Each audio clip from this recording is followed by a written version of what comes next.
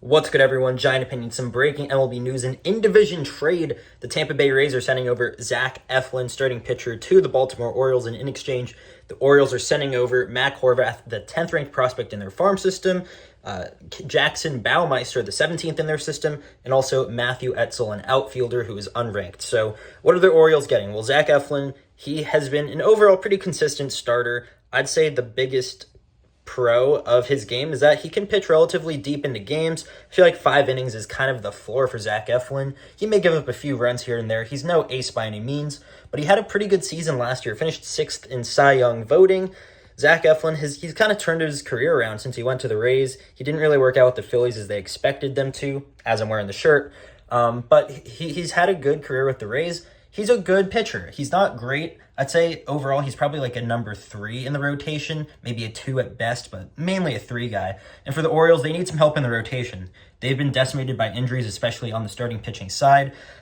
3 of their guys are actually on the 60-day IL, which is a damn shame for them. So that's kind of why they're making this trade, and they're willing to part ways with three minor leaguers, 2 top 30 prospects. And the thing about the 2 top 30 prospects, they've only reached, I think, single A high ball. So they're not even expected to come up to the big leagues until 2026 is the projection for both of them, I believe. The Orioles, they don't really care about the future that much, and they still have a pretty good farm system overall. So parting ways with those guys, it's not going to hurt them. It's not going to ruin or set back the franchise, not at all. Zach Eflin also has team control until 2026. That's when he's a free agent, so they get him for this year and then the year after. So it's not a full-on rental type deal, which is why they're willing to part ways with some higher prospects, even though they're not cream of the crop.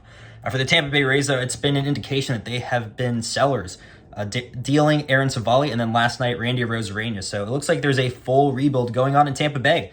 They're destroying the core, which is interesting. It's a very interesting move. I mean, the Rays are always great with player development, so I have confidence that maybe not next year, but the year after, they'll be back on track and they'll be in the thick of things. But right now, they are more comfortable at selling. Their window is not right now, and I think they understand that, which is why they're making this move. And getting Mac Horvath and Jackson Baumeister, those are the 2 big pieces in this deal. Honestly, I can't tell you too much about them because they've only reached single A ball. I know that Jackson Baumeister, the pitcher, he struggles with throwing walks a little bit too much, so that's something he'll have to work on.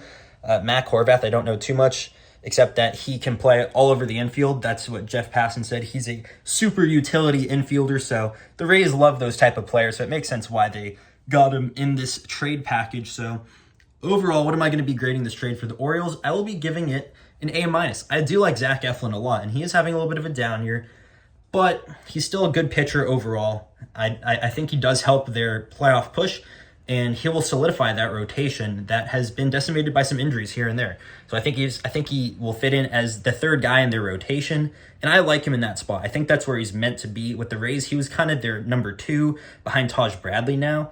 So now Zach Eflin gets to be the 3rd starter, which I think suits him a lot more than the number 2 guy in the rotation. So for the Tampa Bay Rays, though, what am I going to be grading this trade?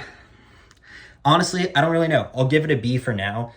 The reason why is because we don't know about these prospects. They're both very young. I do know that Matthew Etzel has reached AA before, but his numbers there aren't too impressive. It looks like he's more of a contact hitter. Not too much power, but he seems like a decent outfielder.